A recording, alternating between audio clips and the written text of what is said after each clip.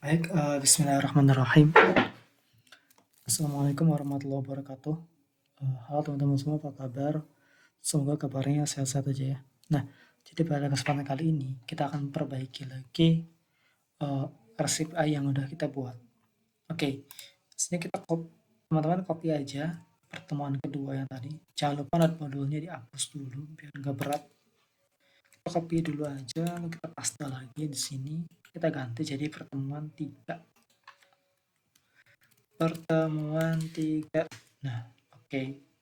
Buka, kita buka CMD-nya, kita code, masuk ke Visual Studio Code kita. Nah, di sini, ini kan apa sih yang perlu diperbaiki? Tadi banyak ya, kemarin gitu. Jadi kalau misalnya kita jalanin dulu nih, Mon app. Oke, karena saya nggak jalanin NVMe dulu ya harusnya ya. NVMe dulu untuk menjalankan semuanya. Nah, jadi yang perlu diperbaiki itu apa? Ya banyak ya. Pertama, kalau misalkan kita ngapus nih, kalau kita hapus, contohnya di sini, animeku anime. Misalkan kita ngapus yang ini nih, hapus yang ini misalkan ya. Hapus yang ini, kita lokal, terus kita ke anime slash ini, delete. Oke, belum dijalanin, kita node lagi, udah jalan ya, kita delete, berhasil. Tapi kalau kita delete lagi harusnya kan nggak ada ya, ID-nya udah hapus gitu, berhasil lagi, delete lagi, berhasil lagi, padahal ID-nya udah nggak ada gitu, di sini itu udah nggak ada. Kalau kita refresh gitu ya, kita buka ini, kita buka lagi ini, harusnya udah nggak ada ID-nya, itu udah nggak ada. Tapi kenapa masih sukses-sukses saja gitu? Nah, di sini kita perlu nanganin error handling. Error handling itu gimana caranya? Nah, itu yang ntar kita bahas. Oke, mungkin kita bahas error handling dulu aja kali ya. Dan juga nanti ada put yang akan kita perbaiki. Oke, kita buka dulu error handling. Error handler express. Nah, di Express.js ini ada namanya error handling. Mungkin, nah jadi error handling itu dia bisa jalan di sinkronus maupun asinkronus. Jadi bisa dibuat secara sinkronus maupun asinkronus. Dan kalau misalkan lihat contohnya itu kayak gimana, contohnya itu kayak gini. Mana ya tadi? Nah, ini function yang kayak gini. Dan dia itu sifatnya tuh middleware gitu. Jadi middleware tuh berjalan di tengah-tengah antara request dan juga respon. Jadi gitu. Ini contoh untuk membuat error handlingnya. Lalu katanya tuh dipanggil di app gitu, di portalnya, di paling bawah kayak gitu. Nah, gimana implementasinya? Mungkin contohnya kayak gini ya. Nah, kita coba aja untuk langsung implementasi aja ya di project kita. Kita kesini, kita buat folder middleware. Sebenarnya sih di luar juga nggak apa-apa, bahkan di sini juga nggak apa-apa. Tapi sebaiknya, buat kenapa nih? Sebaiknya kita tuh buat folder khusus untuk middleware. Karena mungkin aja kalau projectnya udah kompleks, itu tuh kita perlu beberapa middleware gitu. Misalnya kita middleware. Nah, jadi kita middleware pertama kita adalah error handling ya. Error handling.js. Ini buat aja functionnya. Misalkan namanya error handler itu mungkin. Di sini tuh tadi disuruhnya tuh ada ini, ada apa namanya, 4 gitu. Wrap, rest, dan next gitu kan. Kita ikuti aja, ikutin dokumentasinya aja. Tapi kita bakal modif dikit aja sih biar lebih modular, biar lebih bisa dipahami aja gitu. Kita konsol dulu aja errornya, biar nanti itu muncul juga di konsolnya gitu. Oke, kan kalau misalkan respon itu kan dia akan mengembalikannya tuh kan mana ya, controller ini ya, status sama pesannya apa gitu ya, dalam bentuk JSON gitu kan. Walaupun bisa aja sih bentuk send gitu bisa aja, tapi biasanya sih kalau misalkan API pakainya JSON gitu. Oke, kan kayak gitu ya, ada apa namanya, ada responnya apa, statusnya gimana, lalu JSON gitu kan, biasa kayak gini kan. Nah, jadi ya kita juga akan ngembaliin seperti itu gitu. Misalkan let ini untuk status code-nya dulu ya, status code. Misalkan status code-nya tuh ya terima dari status gitu. Dan default-nya tuh 500. Lalu let message dari error.message. Default-nya itu internal server error gitu. Lalu kembaliinnya res dot status dari status code dan JSON dari message kayak gini. Udah kayak gini aja sih sebenarnya, simpelnya. Walaupun teman-teman nanti bisa pakai pengkondisian gitu untuk apa namanya, menggunakan error handling yang lebih kompleks mungkin ke depannya. Oke, jadi kita mau export, kita error handler. Jangan lupa kalau di dokumentasi kita disarankan untuk taruh yang paling bawah gitu, dari portalnya. Jadi kita juga ikutin aja paling bawah sih sebelum listen. App.use error handlernya kayak gini. Implementasinya kita di controller ya. Jadi gampang aja. Ini resnya kita tambahin lagi satu lagi yaitu next. Next kayak gini. Dan ini ubah jadi next error. Sama aja semuanya. Next error. Nah, kita udah nerapin error handling, tapi ini belum selesai. Kenapa? Ya, karena kalau misalnya kita hapus data yang udah nggak ada gitu ya, tetap aja masih sukses gitu. Nah, lalu gimana caranya? Coba kita terapin untuk get by ID dulu kali ya. Get by ID kalau data yang nggak ada gimana? Null kan? Nah, kita ubah kalau null itu bakal ngembaliin data yang ditemukan gitu. Coba ke sini yang by ID. Sini. Sip. Kalau misalkan nggak ada nih, animenya tuh nggak ada gitu. Kita throw statusnya itu jadi 404, lalu message-nya itu jadi anime tidak ditemukan. Nah, kayak gini. Kayak gini aja. Nah, kalau misalkan data yang nggak ditemukan, nanti bakal ngembaliin data yang ditemukan. Oke, masih kayak gini. Nah, ini aku nggak ngerti ya. Agak, apa namanya, tetapnya agak gimana gitu. Jadi, udah kembali kan error name tidak ditemukan. Jadi kayaknya perlu di raw terus nih. Oke, udah berhasil. Nah, sekarang kita coba untuk yang update nih, update. Misalkan update nih, update. Datanya kan nggak ada ya, ID-nya kan nggak ada gitu. Buktinya di cat aja tuh nggak ditemuin gitu. Coba ke update pop. Dia bakal kayak gini nih. Minta titelnya tuh diisi gitu. Jadi kayak title nggak ada gitu misalkan. Tapi ini kenapa di ini ya? Misalkan gini,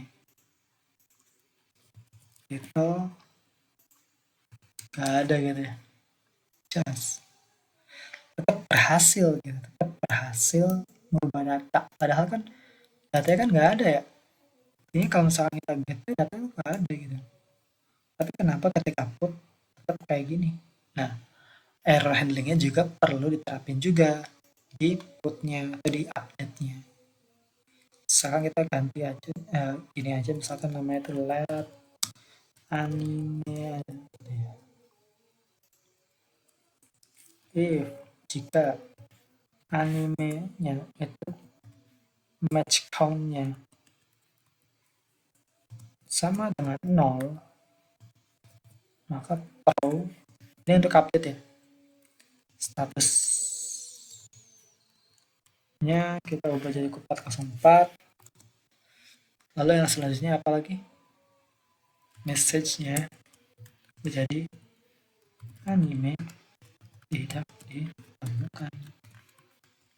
Kayak gini. Yes.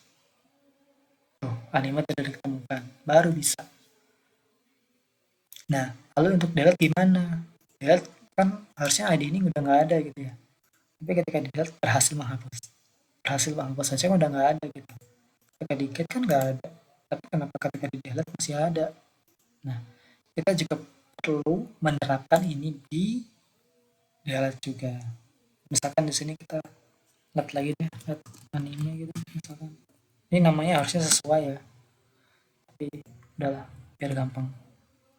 Misalkan jika anime dot delete count-nya itu 0 atau nggak ada gitu ya, maka perlu kembalikan statusnya 404 dan message-nya itu anime tidak ditemukan. Kayak gini, delete, anime tidak ditemukan, baru berhasil. Nah, inilah penerapan error handling.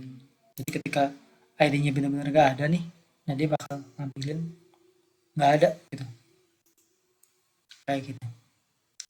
Lalu error handling juga bisa diterapin di banyak hal. Misalkan teman-teman pengen apa namanya, pengen nangani kasus error kayak forbidden gitu atau apa namanya ya, autentikasi kalau misalkan user yang belum login, belum nggak bisa akses data, delete data itu. Kalau misalkan bukan user itu yang punya hak untuk delete, teman-teman bisa kasih error handler untuk kasih forbidden gitu, misalkan 401 gitu kan errornya. Apa ya itu ya? Nah, misalkan unauthorized untuk forbidden di 403 gitu ya. Nah, teman-teman juga bisa juga nih untuk menerapkan error-error lainnya di controller ini. Tapi itu kita bahas nanti lagi. Jadi untuk error handlernya simple aja saat ini seperti ini. Tapi intinya error handler itu bisa digunakan untuk menangani kasus-kasus yang seperti tadi ya. Kayak bug itu. Kalau ngapus datanya nggak ada kok masih sukses-sukses aja gitu. Tapi kalau sekarang kan udah enggak gitu. Nah, oke, selanjutnya kita bakal ngebenerin bug satu lagi, yaitu misalkan kita mau ngedit ini nih, yang ini. Kita apa saja yang ini. Saja. Misalkan kita ini Death Note, Jujutsu Kaisen deh. Kaisen. Kita pengen put nih. Nah, ceritanya user tuh pengen ganti judulnya aja gitu. Tapi ini tetap sama gitu. Jadi user pengen ganti judulnya aja, tapi ini tetap sama gitu. Jadi user cuma gantinya doang. Apa yang terjadi? Nah, yang terjadi karena kita pakai put aja gitu ya, langsung aja gitu ya. Misalkan Jujutsu Kaisen season 3 gitu misalkan. Update nih, kan berhasil. Kan titelnya aja ceritanya user pengen update titelnya doang nih. Nah, yang ininya malah null. Anehnya gitu. Ini nggak aneh sih sebenarnya, cuma emang gara-gara kodenya aja sih. Oke, mana ya? Tuh, malah null. Tadi kan ada ya autornya, story-nya ada, image-nya aja, tapi ini malah null. User cuma pengen ganti titelnya aja kok malah Yang lainnya kalau nggak keganti malah nol juga gitu. Nah, ini yang akan kita perbaiki juga di video kali ini. Nah, cara perbaikinya gimana? Nah, sebenarnya kesalahannya itu adalah pada saat kita buat model ya. Nih. Mana ya? Nih.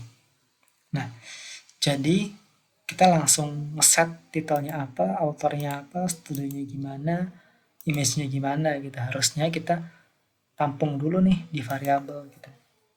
Misalkan namanya let update data gitu misalkan ya. Jangan sama deh. Update anime gitu misalkan. Bentuk objek gitu. Lalu misalkan kondisi nih, jika titelnya itu enggak undefined, maka update data animenya titelnya itu kita isi dalam titel. Begitupun selanjutnya, autornya kita juga sama, studionya juga kita sama, image-nya juga kita sama. Jadi kayak gini. Nah, ininya ganti, jangan kayak gini. Nah, tadi ini ngupdate langsung semua. Ini, terus ininya langsung ke update juga. Karena ini yang ke update jadi ini null gitu. Jadi kita ganti dengan yang baru, yang ini. Jadi kalau misalkan seandainya nih kita di sini coba One Punch Man gitu ya, jangan Spy X ini aja deh, Boku no Hero deh. Boku no Hero nih yang kita update nih misalkan nih. Jadi Boku no Hero-nya tuh kita update titelnya aja atau ininya juga deh, ya bebas. Misalkan kita titelnya aja gitu ya. Sini update titelnya aja gitu misalkan. Jadi Boku no Hero gitu. Nah, misalkan kayak gini. Nah, karena kita tadi udah menaruh itu di objek gitu ya. Kalau nggak undefined ya udah titelnya tetap di title gitu. Kalau ini nggak defined ya udah author tetap di author gitu. Studionya juga tetap di studio. Image-nya juga tetap di image gitu. Kalau ada yang ganti ya udah ganti. Jadi di sini kita lebih fleksibel nih karena masukin di sebuah objek. Karena kita udah benerin ini jadi kayak gini. Harusnya ini udah nggak nol lagi yang lainnya. Oke, coba kita ke sini.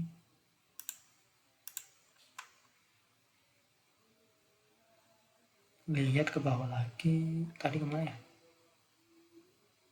Nah, tetap ada datanya.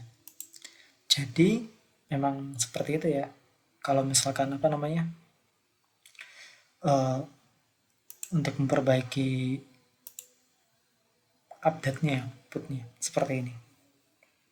Jadi di video ini kita udah berhasil melakukan error handling sederhana dan juga memperbaiki bug update kita. Oke, jadi mungkin di video selanjutnya kita akan bahas tentang kelanjutan dari REST API ini. Mungkin aja nanti video selanjutnya itu kita bakal bahas tentang autentikasi gitu ya. Kita akan buat fitur autentikasi juga. Kita juga akan memperkaya lagi REST API yang udah kita buat. Biar teman-teman lebih mendalami lagi tentang REST API. Oke, mungkin sekian aja di video kali ini. Kalau ada salah kata mohon maaf. Assalamualaikum warahmatullahi wabarakatuh.